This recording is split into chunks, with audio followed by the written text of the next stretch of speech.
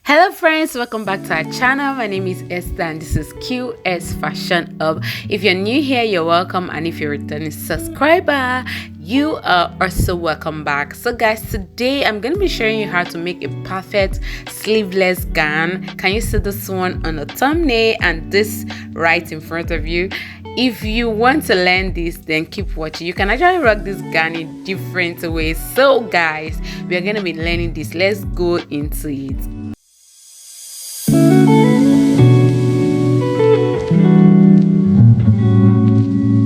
Okay guys, so I already have my fabric folded into two.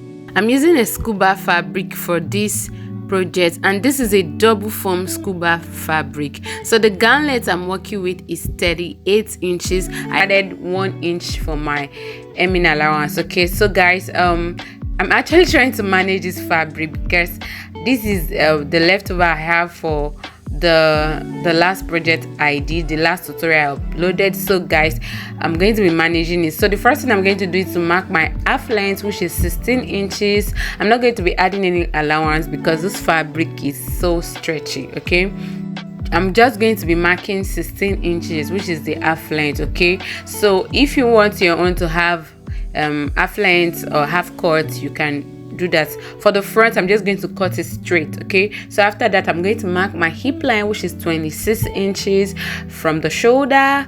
Okay, I'll mark my hip line after that, and then the other part is going to serve as the entire length of the clothes. Okay, now moving to the shoulder, the back measurement I'm working with is 14 inches. Because this is a sleeveless gown, you're going to be subtracting half an inch from it. So 14 divided by 2 is 7. So I'm going to be marking 6.5 instead of 7 inches. So I came down by 8 inches for my armhole depth.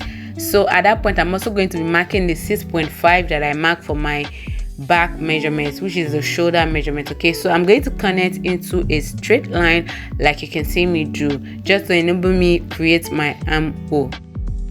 So after that, I'm just trying to confirm what I have there, which is 8 inches. Okay, now I'm drawing my line straight. Okay, after that, you're going to now take your neckline. Okay, so I'm using 3.5 inches for the neck depth.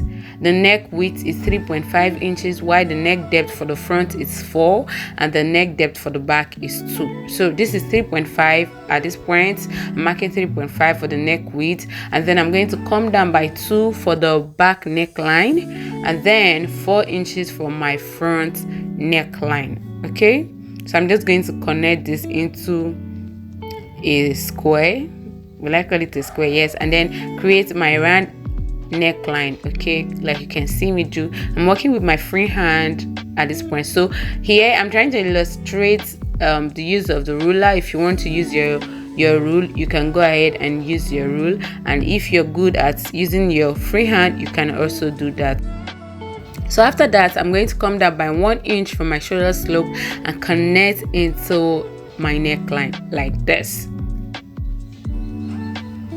So now after connecting, I'm going to divide whatever I have there into 2, which is 7.5. Half of it is 3.5. I came in by half an inch also at that point, and then I'm going to also come to this point and then my chest line, and I'm going to divide my bust by 4. Okay, so the bust I'm working with is 36. 36 divided by 4 is 9. So I mark my bust measurement divided by 4 plus half an inch. I'm not going to be using too much of allowance for this clothes. Okay, so I'm still going to be showing you how to do a very perfect stretchy gown here, so just stay tuned to the end. Okay, so I'm connecting my armhole like this. I use my straight ruler first to connect from the shoulder to that point, and then I use my curve rule to connect to the other part. Okay, now moving to the waistline.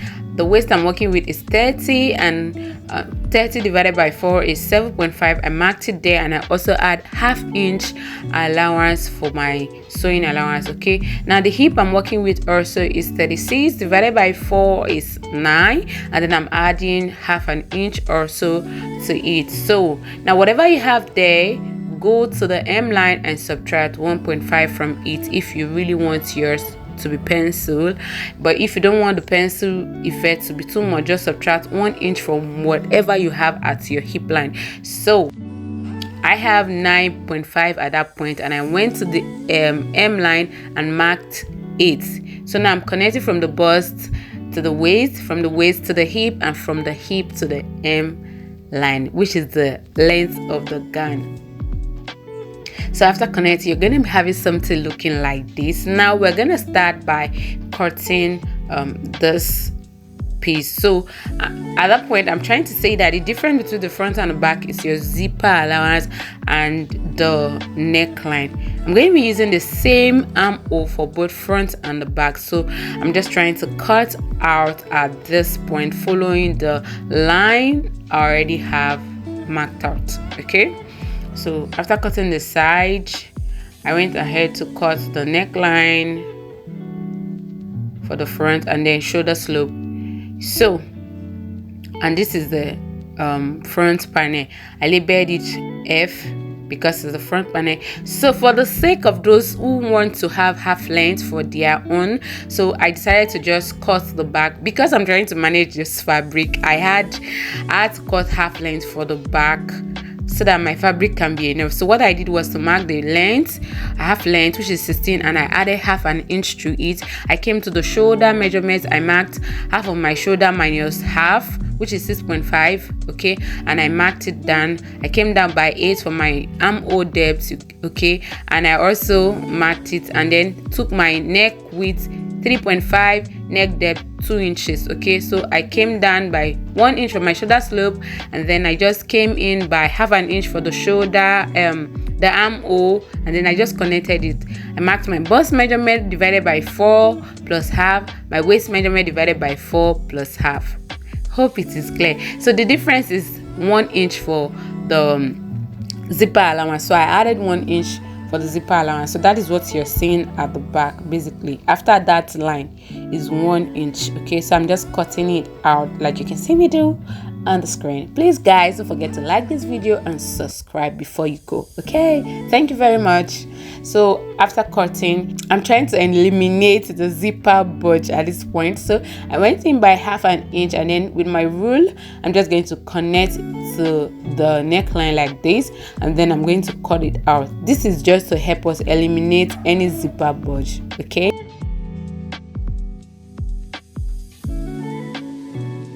so once I was done cutting, I'm just going to now try and shapen that part very well. Okay, so this is what we have. Okay, now for the back, with the skirt part of the back, what I did was just to fold the front into two like this. Okay, just to I already cut it out. I'm just trying to explain that if you want to make your work easy, just fold the front and then place it on top of another fabric, and then add your zipper allowance, which is 1 inch, and then also add half an inch to the waistline for you to join both the up and the down together. That is it basically. So at this point, I'm going to go ahead and join the shoulders. Okay, after joining the shoulder, I'm going to use my bias to pipe the neckline and of course the armhole. So I didn't use a facing for this gown because there was no light, so I didn't want anything that would delay this clothes, so I had to use the bias to just pipe my neckline and of course the armhole.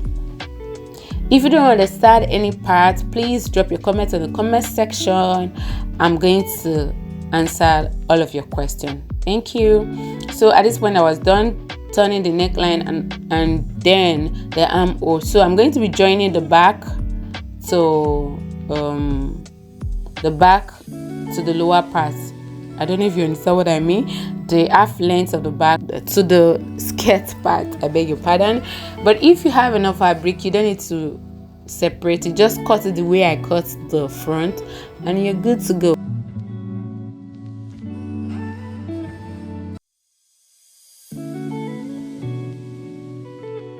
Pin it together like this and then go ahead and join the waistline. Okay, half length, you're going to join the half length to the skirt part like you can see me illustrate on the screen.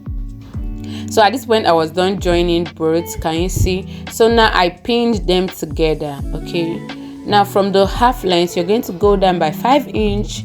Because it's a stretchy fabric, I don't want the zipper to go too low, so I went down by 5 inches from the half length and I marked it that way. So from there I'm going to be marking my 1 inch from my zipper allowance, and then just mark it, and I'm going to stitch all the way to the hem. And then for my slits I'm going to be using 7 inches.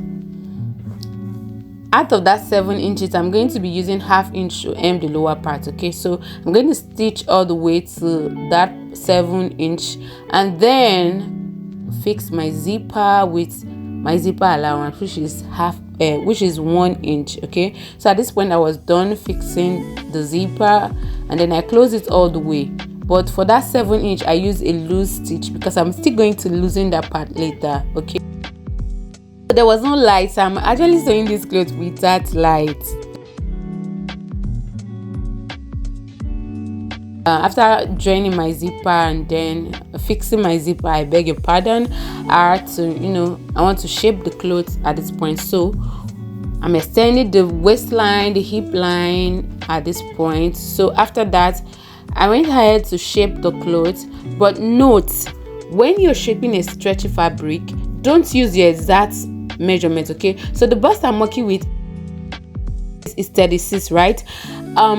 I'm not going to be using 36 because the fabric is very stretchy, so I'm going to be using 34 instead of 36. So 36 divided by 2 is 18.